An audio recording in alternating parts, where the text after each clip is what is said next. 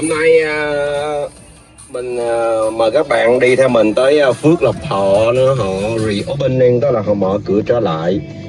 Thì mình sẽ quay Phước Lộc Thọ trên đường Bonsa này để các bạn xem nha.